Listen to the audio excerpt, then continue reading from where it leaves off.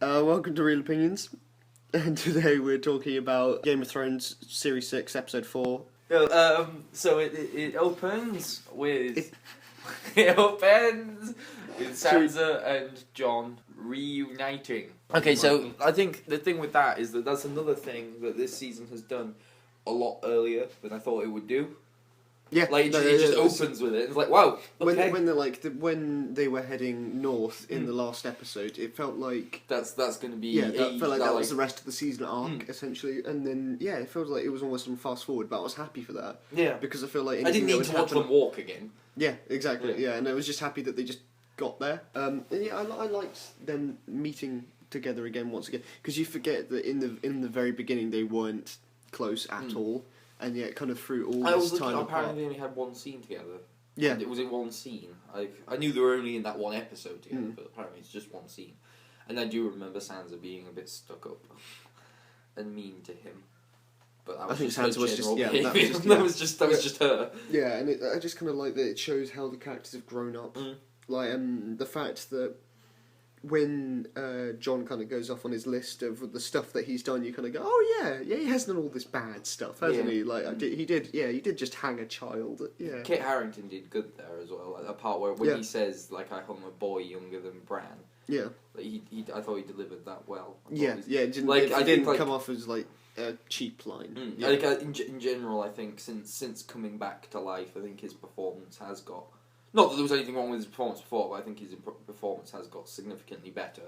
Yeah, and I think I've started to think of him less so as just a character that cool stuff happened to, and more like a compelling character in his own right. Yeah, and I agree. His performance has got better, which is like again, as I said, his performance was good before. It's just got better as well. Yeah, I think he's good. Also, up in the north, there was the scene involving Brienne meeting the woman, and the Red Woman, and so they finally said what happened to Stannis. Yeah, because that was kind of left in part. The showrunners basically said if we don't show you someone die, then assume that they could be alive until you're told otherwise. Yeah, because this show is never like when people die, it shows it. Yeah, in all its graphic detail. So there was a bit of a question hanging over whether or not she actually did kill Stannis, but now we have our answer. Yes. Yeah, it was a bit of a strange cutaway for that, wasn't it? Like it's because they don't hold back for so many other characters. Yeah, so many people have had major characters that have had gross, horrible, disgusting deaths, and this one guy, for some reason, didn't. But we now have confirmation, definitely dead. Yeah, I mean, I thought it was an interesting response. I mean, it wasn't a massive scene. I'd say it wasn't a very grand response from the two other characters. Yeah, they were just like, okay, like well, he's dead now. our hope, the person we pledged full allegiance and devotion to. Yeah, he's gone. I think Davos had given up a while ago, though. Yeah, that's true. I think he had long since abandoned faith and was more interested in what happened to Shireen. Yeah. And did she answer? Because he did say, like, what happened to the princess. I don't think she answered. He got a full answer for that, which maybe they're just saving it for another scene, for another episode. Because that was one thing that I was a bit bothered with, because I remember, because when they finally had the scene together, I thought he's finally going to find out what happened to Shireen, and he's going to get pissed off with the Red Woman for that, because obviously the Red Woman said, do it. Like, she's evil, basically, in some regards. And, they kind of just skimmed over that a bit. That's how I felt anyway. Yeah, that's actually one of the things I'm more interested in happening.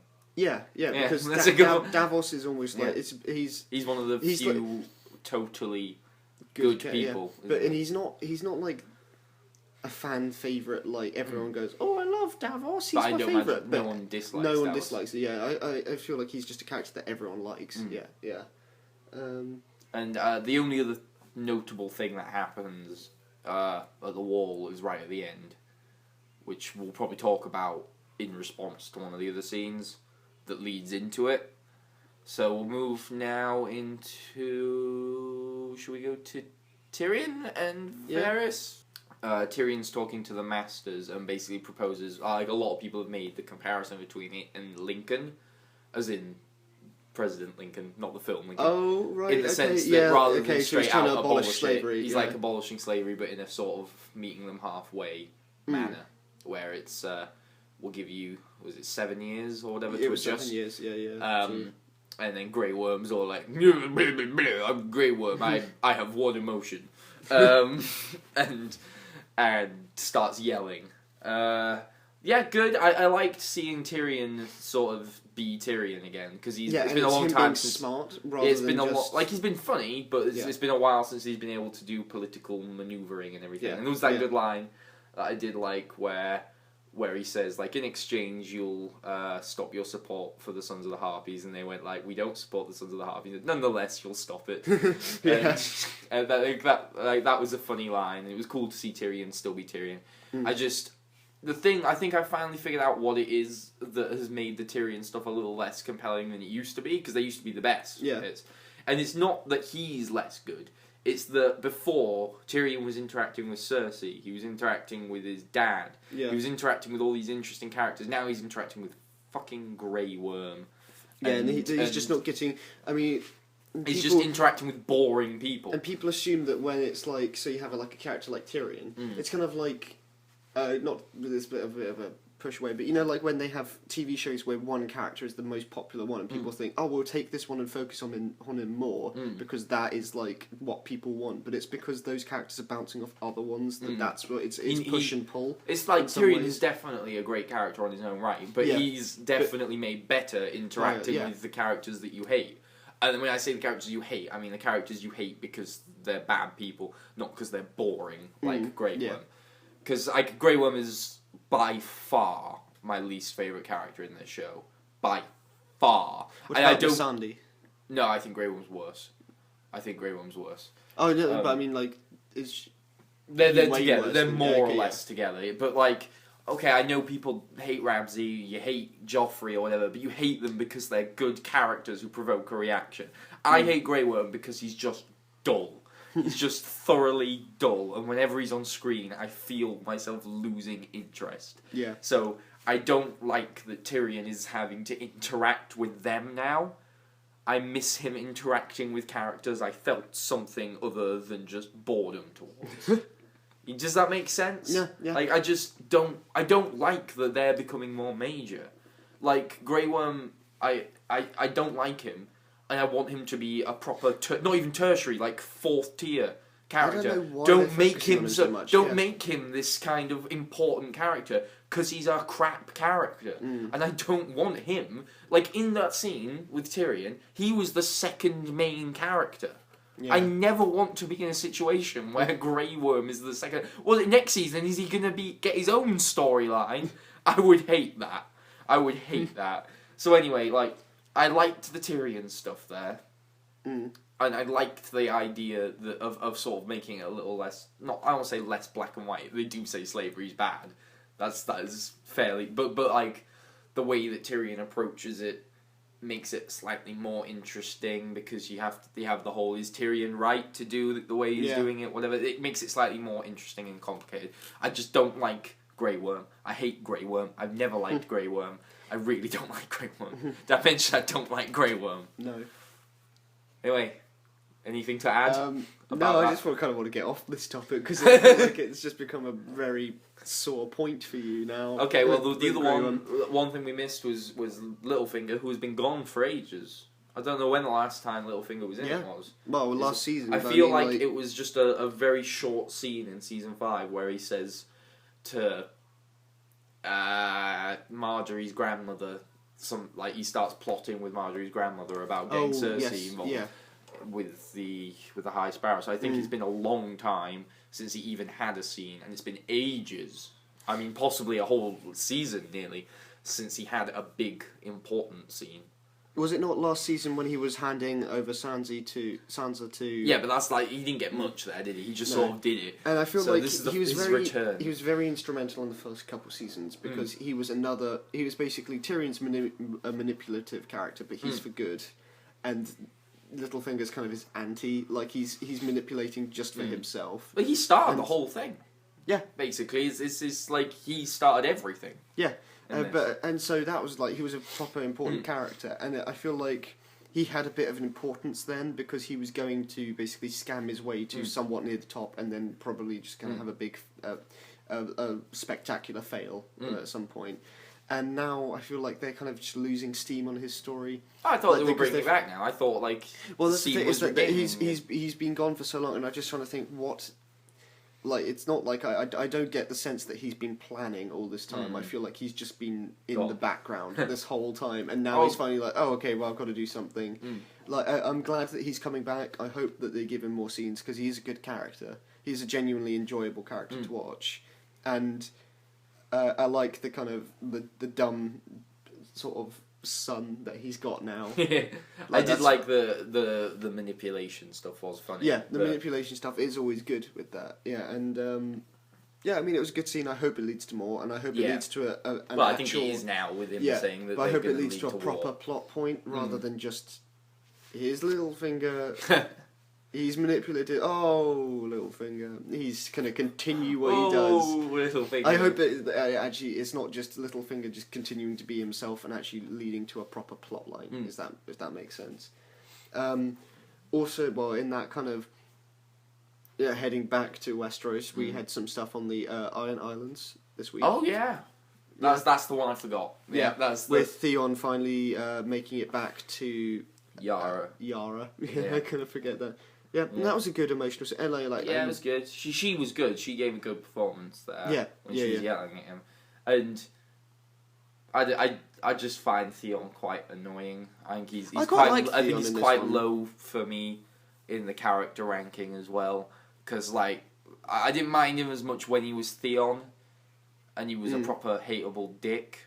But now I just find him a bit annoying, and like he's just permanently crying. He's trying to be redeemed, but at the same time he's not. It's just stood up for himself. I get why he's permanently crying, but I just find it annoying. Like every time you cut to him, he's just whimpering, and it's just, he doesn't do anything else, and I just find him a little tiresome.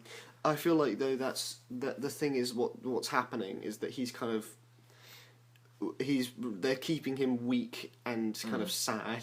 For the remainder of it, until he gets to like his one redeeming act or big redeeming act, which we speculated probably has to do with Ramsay and / maybe the death of Ramsay at some point. But I feel like it's either going to be him having one like big redeeming moment or him sacrificing himself. And I think that's like, the other thing for me. It's they're keeping him annoyingly weak until he has his moment of bravery. I think the other thing for me is that I'm never going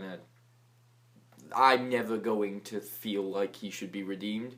Because for me, he killed 2 kids, 2 innocent kids, and I'm just like, no, fuck you, man. You deserve everything you got. I don't care. So when he has his redeeming moment, I'm just not gonna care because That's what I think. I think the redeeming moment will be his death. Is what I think. Or him sacrificing himself for someone. Yeah. Because I just want him gone. To be honest, I'm a bit fed up of him. He's the character. I'm like him and Grey Worm. I just find their presence a little irritating now. But that scene, though, yes, that scene was good. So shall we talk about the scene with the High Sparrow then? Yes. I like the scenes with the High Sparrow. I like his monologues. I think they're well written and good. I liked his speech about like so he meets Marjorie and starts like manipulating her or ostensibly manipulating. He's getting very much the same scenes every single week. Yeah, but they're not like them. They're not tiring out though, and they don't feel forced every week. I think it was a good speech about like how he on his cobbler salary went to a big party. Yeah, that's got fed up and woke up one day and was just like, nah, screw this, I'm out. And then went off. And I also liked I thought it was a well written thing the way he was talking about like you've worn a year of someone's life on your back. It was like a cool metaphor. Yeah, that's the device. Yes, I thought it was a cool metaphor. I thought it was a good speech, and I liked that bit where it started tracking in on his face, and it was just a sustained speech for a while, and I thought it was good because it showed that it was good acting as well as just good writing. Yeah, he's a good actor. He makes the character that could potentially be rambling and boring actually feel interesting. And I also thought that like when I was watching it, I kept thinking I couldn't tell, and I think this is intentional.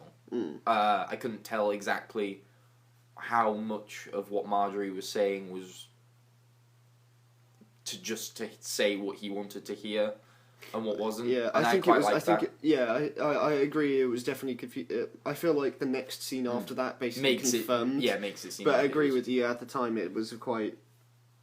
like whether or not she has reformed or whether or not she's just quite strong. And I like that she's well. The next scene is then her meeting her brother, and I agree that I like that they've made her a very mentally strong character, like and it doesn't feel like she's forced to be strong to be like a strong female character. It just feels like that's who she is and that's who she's become, and she's manipulative in her own way.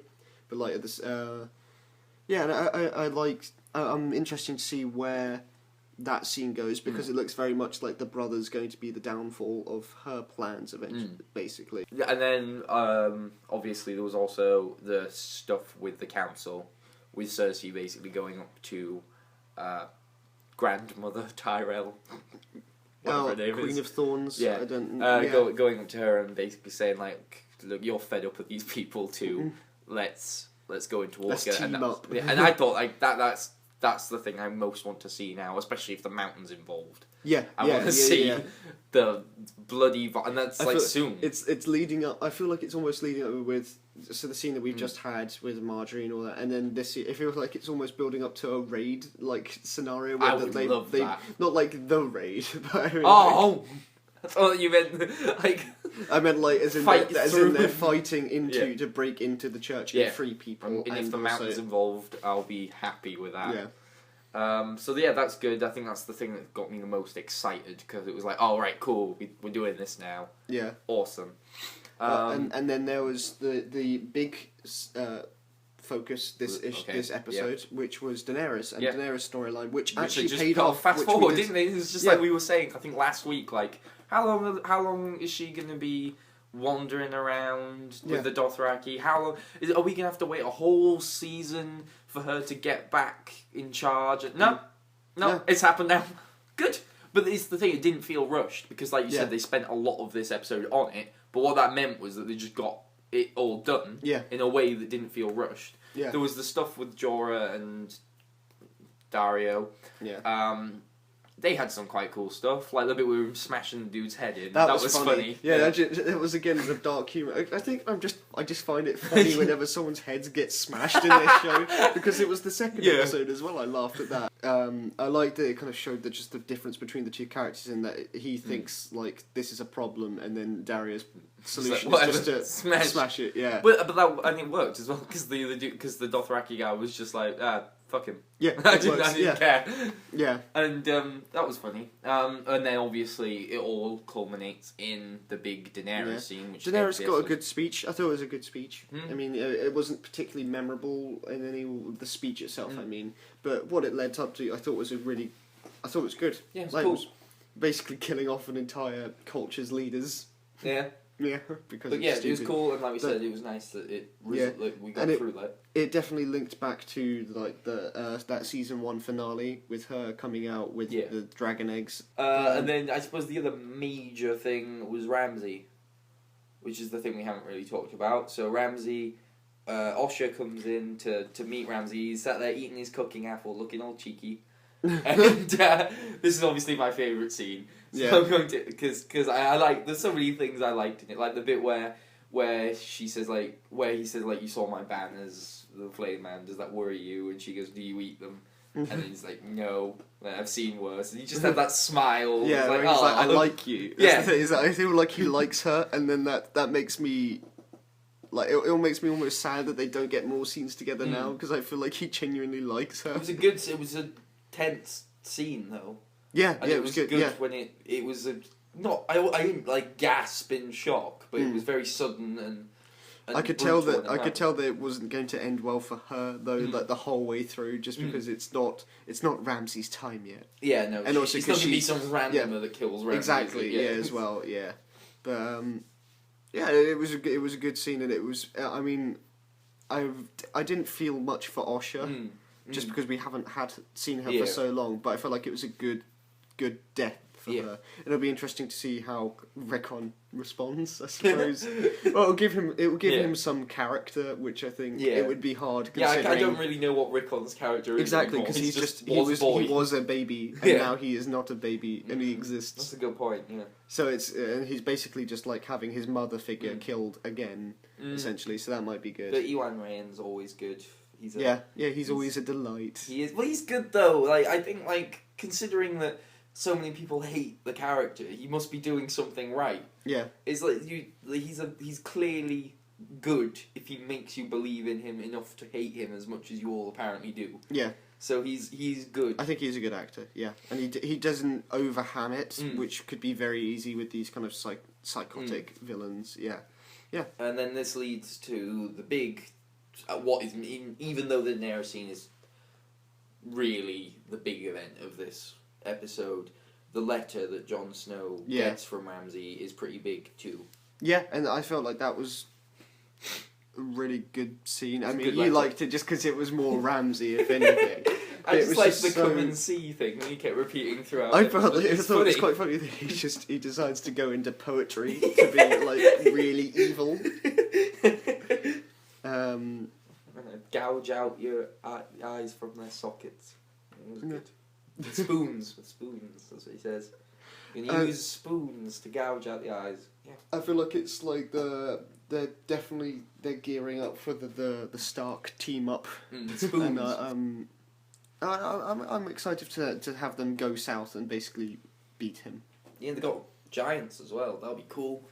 Yeah. Cool episode 9 with giants and with Littlefinger's army in there too. And did spoons. Sansa escaped after Stannis attacked or before Stannis attacked? Wow. While Stannis was attacking? Yeah. Okay, because I was just wondering, because she cites how many people Ramsay has, but that's not accounting for after the battle. And so it did look like they mostly got, like, I think Stannis' army were properly slaughtered, because there weren't many of them left, and they were going in on foot, and then the Boltons just ran in on horses. That's true. I don't think they lost many in that. I feel like it was mainly a slaughter. The people at the wall were saved by Stannis. And then Stannis' army were wiped off because instantly. Ramsay burned all the stuff.